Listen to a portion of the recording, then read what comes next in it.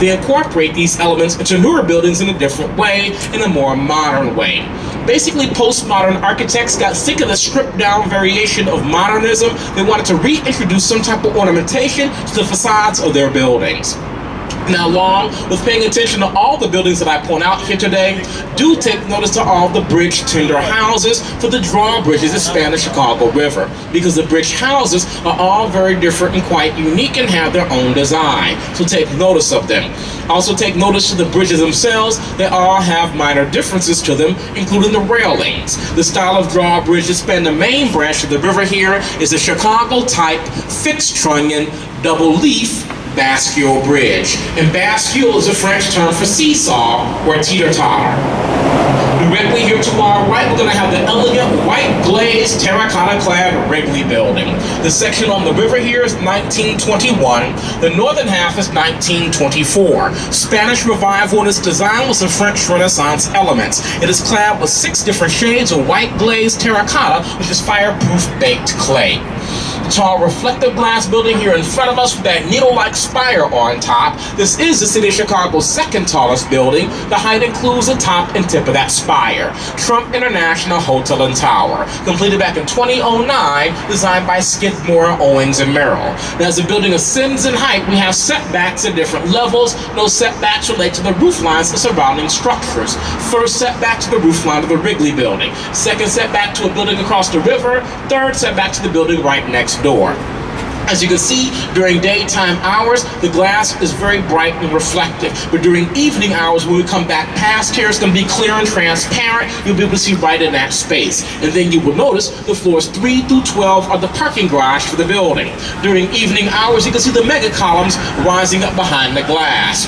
Floors 18 to 30 are hotel rooms, and there to the top are condominiums. Directly here to our right, we're going to have the steel and glass international style box designed by one of the fathers of modern architecture, Ludwig Mies van der Rohe, whose very famous motto was less is more. He liked to strip buildings down to the bare minimum. This is the tallest building that Mies designed in this country at 695 feet. It was completed several years after his death. Mies came to Chicago from Germany back in the late 30s and became head of architecture at IIT. He designed the Seagram building in New York City and the Toronto Dominion Center up in Toronto.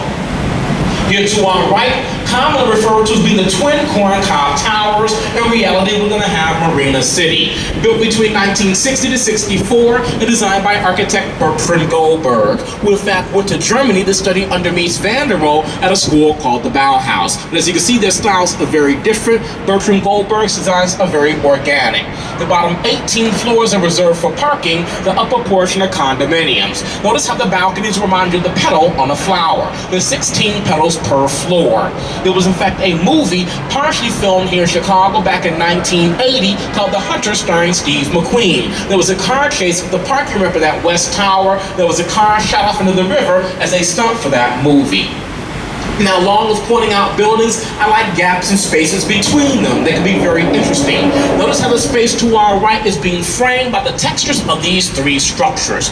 First, we have the dark tinted bay windows of the Western Chicago River North, 1987. In the background, the flat reflective glass of the modern 353 North Clark by Lohan Anderson Architects of 2009 with the horizontal lines. And here to our right, the vertical stainless steel mullions of 321 North Clark Street, 1988, designed by Skidmore, Owings & Merrill, a name you might as well get used to hearing here today.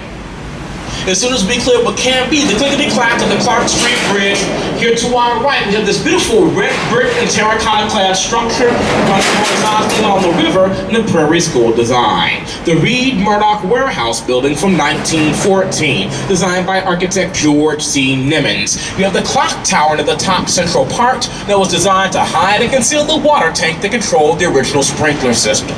When built, it was perfectly symmetrical, but now the left-hand side is 1 bay shorter than the right-hand side. That is because when they built this bridge across the river back in the late 20s, they demolished the westernmost bay. They reclapped what was left to look like it originally did. It is currently home to Encyclopedia Britannica, and Whirlpool has a demonstration area in the building as well. Rising up 785 feet here from the river river's edge, we have the modern, glassy, and reflective 300 North LaSalle, designed by Picard Chilton Architects out of New Haven, Connecticut. I personally love the contrast between the 2009 building and the older structure right next door, which is a good example of the Chicago school style of architecture, the tripartite design. Think of a Greek column that has a base, shaft, and capital on top.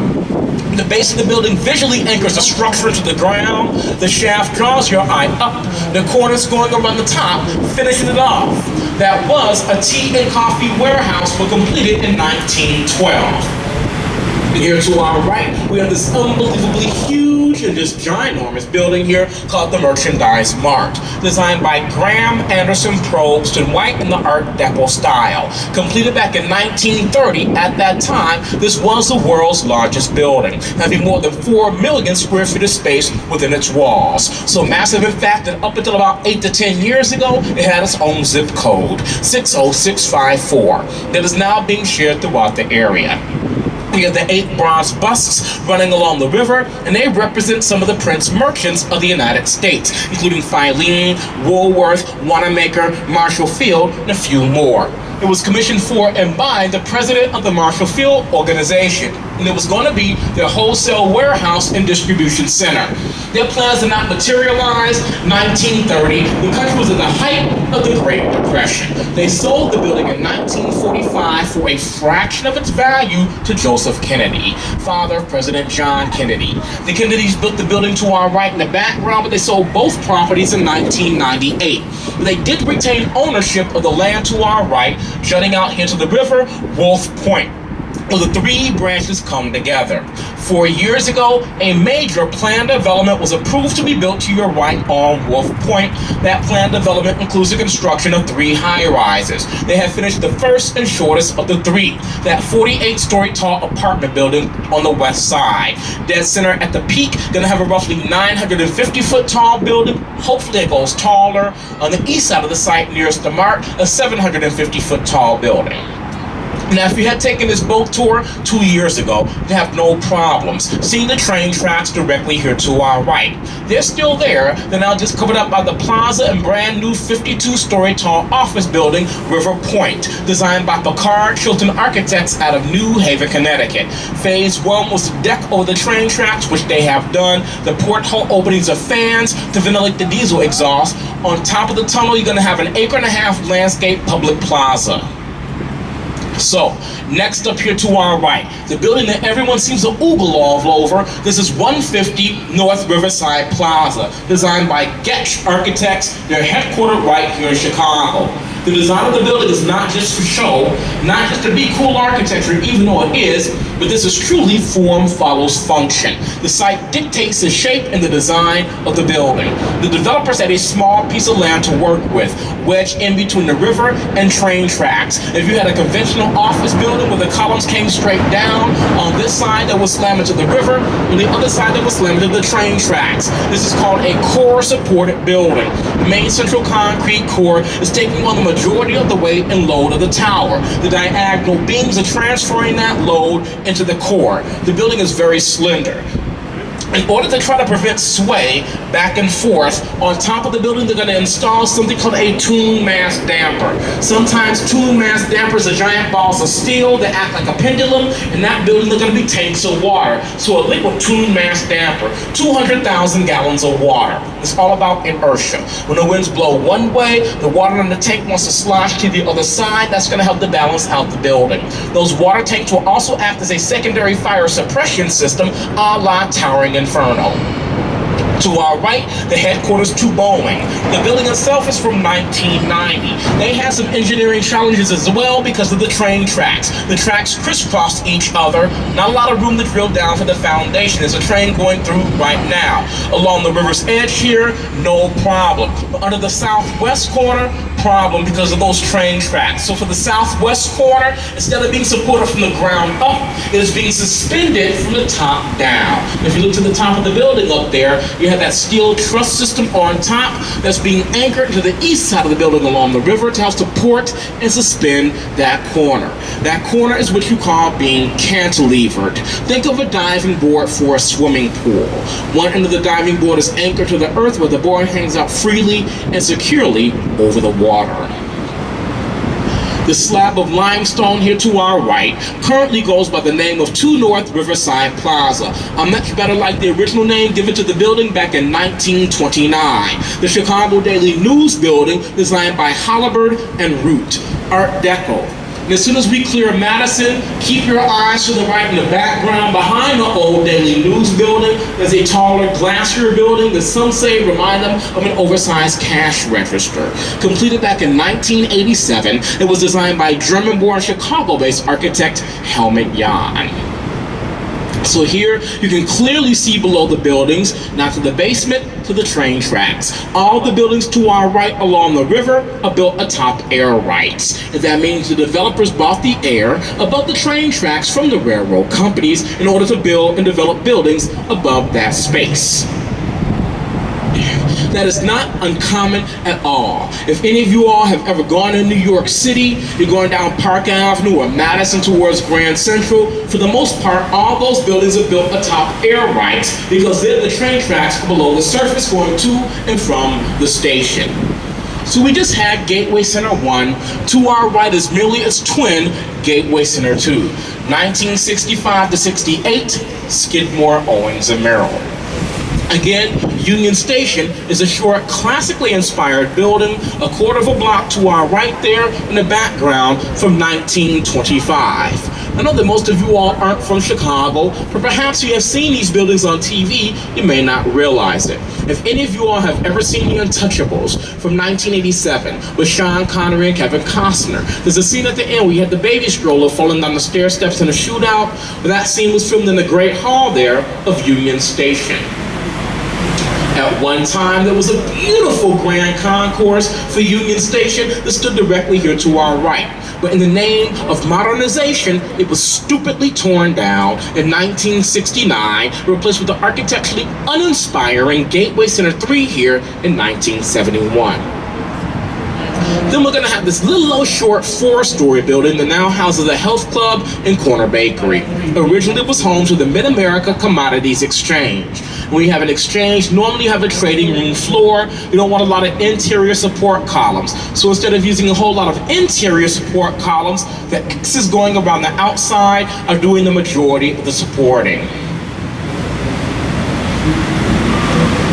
So covering up some of the southern approach tracks to Union Station is the fourth and final of the Gateway Center buildings here from 1983. A good example of architectural contextualism and postmodernism. The building fits into the site and surroundings. It's going to have the graceful curve here in the facade of the building. You're going to have the bend in the river directly in front of us. We have the green glass of the structure. We have the green water of the river. I'm guessing that at least some of you all have probably seen The Dark Knight, the Batman movie from 8 years ago. Opening scene, the Joker and his gang, they're gonna rob Gotham National Bank. They bust out a window in the office building, the building we just passed to our right. Use a zip line to go to the rooftop to Gotham National Bank, the next building to our right, which in reality is the former main post office for the city of Chicago. Built in phases, it was finally completed back in 1932 and designed by Graham Anderson, Probst, and White. It was the world's busiest and biggest post office. Chicago needed the biggest as we were the mail order and catalog capital of the world, with stores like Sears, Marshall Field, Montgomery Ward, Spiegel, all using catalogs in their heyday. We're talking 2.7 million square feet of space. Now, the building was decommissioned back in 1996. It's been empty ever since. So for the past 20 years, it was auctioned off by the federal government back in 2009 to a very eccentric European developer by the name of Bill Davies for only $24 million. Now, originally Bill Davies had a bold plan for the rehab of the building, but over the past 7 years, he really didn't do squat. No facade restoration work, no abatement of the interior spaces. The city of Chicago got very disillusioned with his ownership, and earlier this year they were threatening him with eminent domain. The city did cool their heels, and 3 weeks ago, the building was sold to a developer out of New York for about $130 million. It looks like the new owners want to invest about $500 million to the rehab of that building and turn it into an office and technology building. So they say they want tenants to be moving in 2 years. We shall see. It's already been 20, so what's another 2? Here to our right is a smaller, more efficient, less aesthetically pleasing main post office. And here to our left, where we have this vacant land and overgrowth up until 1971. This was all railroad land. There was a very nice train station on the corner at Harrison and Wells called Grand Central Station. Now, over the past few years, though, a Chicago development company, CMK Properties, has been buying pieces of land along the river from Harrison Street behind us up to Roosevelt Road at the next bridge. And they have like 13 acres in total. 7 acres here, an additional 6 acres on the other side of River City. And last fall, they submitted a master plan for the redevelopment of the 7 acres directly to our left. And on this land, they want to build 2,900 residential units and 5 high-rises. It's kind of hard to see the renderings just because it has gotten dark outside, but it's called Riverline Chicago. So one building's going to be about 600 feet tall, 2 of them 500 feet tall, and 2 more 380 feet. Along the river's edge, you would have a boardwalk that would be open to the public. The concrete pad directly here to our left is a foundation for a bridge used to span the Chicago River. It will turn that into a docking location for the water taxi services. The development of the northern portion and southern portion should take about 10 years, so it's going to be a while, but it's going to be fun to watch regardless. And directly here to our left, we have River City. That may remind you all of a complex we saw 10 minutes ago, Marina City. And if it does, it should, because they were both designed by the same architect, Bertrand Goldberg. Except the building here to our left is from 20 years later, from 1986. Once again, there's a small marina at the base for boaters who want to dock within that space. You can leave your boat in the water here year-round behind the break wall, because during the wintertime, they'll put bubblers in that marina to keep the water agitated so it doesn't freeze up. So once we get into this area again, it's going to be kind of hard to see, but there's a building there in the background behind the red traffic lights, and just to the right of the tall communications tower with the red beacon halfway up and at the very, very top. I'll talk about the building there in the background once we get back to this area. It is fairly semi-industrial over there, but you should visit it anyway, because there's a pretty nice old school Chicago deli over there on Jefferson called Manny's. They really thick corned beef sandwiches, great potato pancakes, and good beef stew. Been around since like 1942. With the smokestacks in front of us here on the right-hand side, that's the old Union Station power plant from the early 1930s. Originally coal-powered, I believe, I'm not sure, but I believe they now use natural gas. Here in the northern part of the country, to try to prevent the switches on the train tracks from freezing up, they'll use a natural gas flame, and I believe that gas flows through this building. It's pretty hard to kind of get that type of information these days. And again, CMK Properties owns the 6 acres of land directly here to our left, and on this acreage they want to build 944 units. So this is the only rendering that I have that kind of gives you an idea of how this is going to look. Again, very contemporary, modern, Perkins and Will other architects. So we're talking 944 units on the southern 6 acres and 2,900 units on the northern 7 acres. So it's going to be, again, a whole lot of development in this area, nearly 3,000 units, and it's going to be a lot of fun to watch over the next decade or so.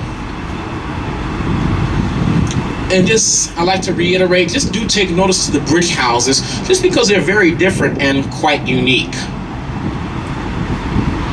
We just have the Roosevelt Collection there to our left.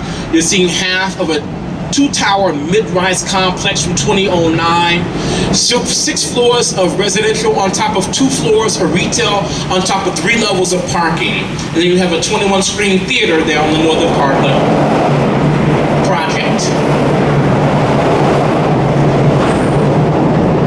So I do like coming down here because oftentimes you will see some vintage rail cars here in the Amtrak yard here on the right-hand side. And I also have an opportunity to point out the cluster of high-rises there to your left, which is due east. And just imagine that back in 2000, 95% of the high-rises you see along this stretch did not exist.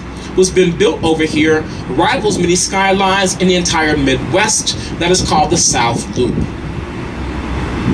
And they're not done just yet.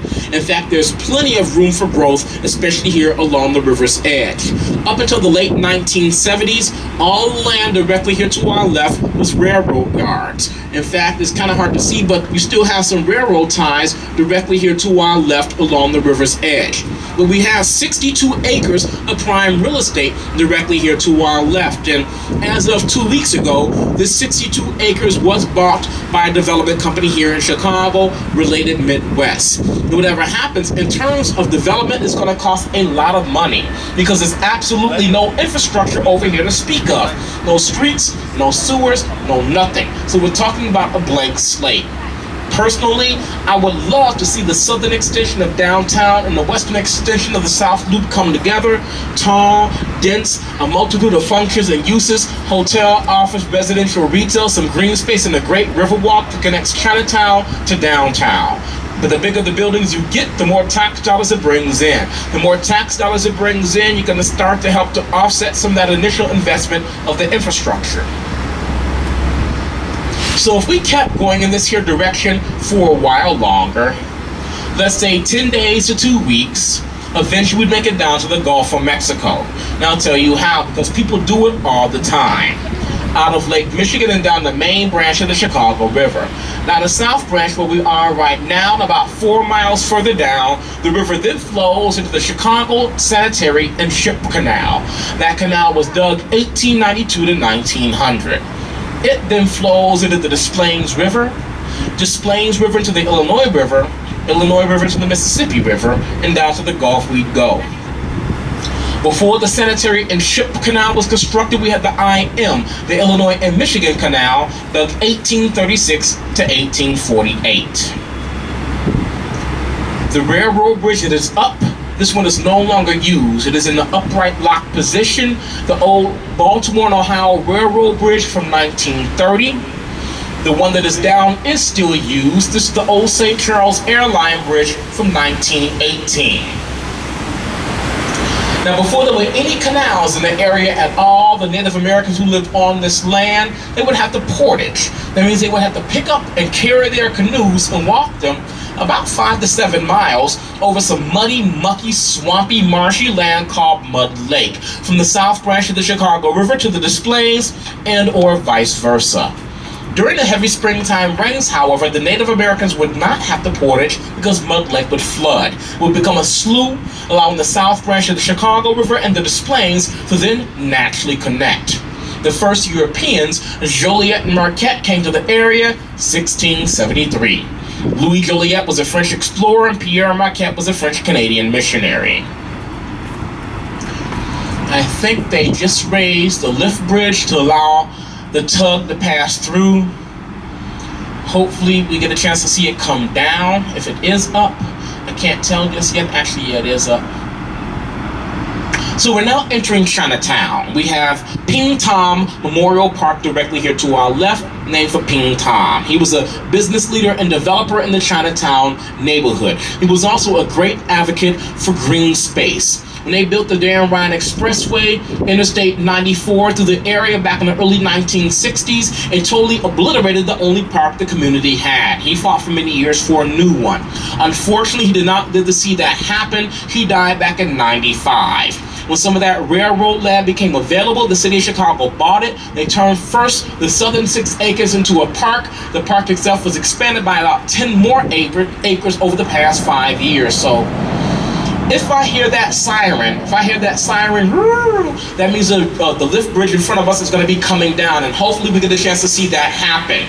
But this lift bridge is from 1914. It goes up and down every single day. So you have the 2 giant steel towers on either side of the river. You have the concrete counterweights. Those concrete counterweights, they come down. The entire center section of the bridge, as you can see, raises up. It's still going up, actually.